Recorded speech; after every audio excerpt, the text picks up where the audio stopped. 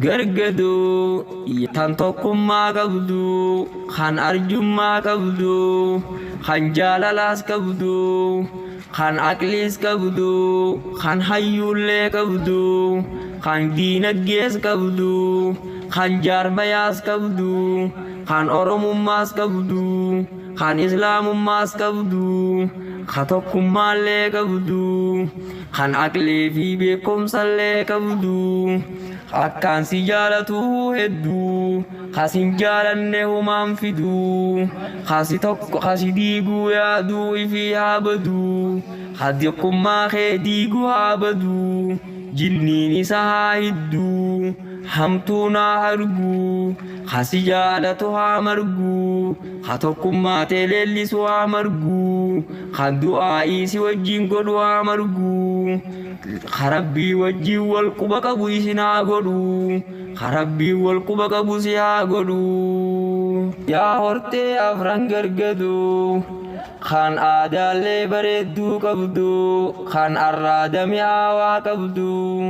kan onnee teenya keessaa bakka guddoo qabdu kan du'aa'ii rabbii keetii harkaa qabdu kan salaata rabbii harkaa qabdu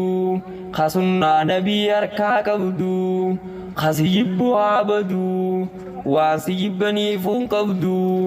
waan si jaalataniifiitu hedduu akkaan si jaalatu hedduu kan si jibbu haa badu hiddaan jigee haa badu jinniin isa haa hidduu kan si jaalatu haa marguu kan si leellisu haa marguu kan si maxxanfatu haa marguu jannatan nabii walaa arguu jannatan nabii walaa arguu gargadu yaa afran gargadu kasi fedhuu hedduu kasi jaalatuu hedduu ka ishiin feene humaan fidduu ka gargaduun feene waan fidduu kasi ishii jaalatuu hedduu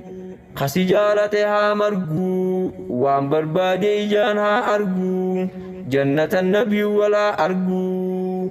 gargadu waan si jibbaniifuu qabdu waan si jaalataniifuu hedduu gargadu yaa ummata akkaan hedduu kasi fadhu haa marguu waan fadhu ijaan haa arguu jannatan nabiidha wal haa arguu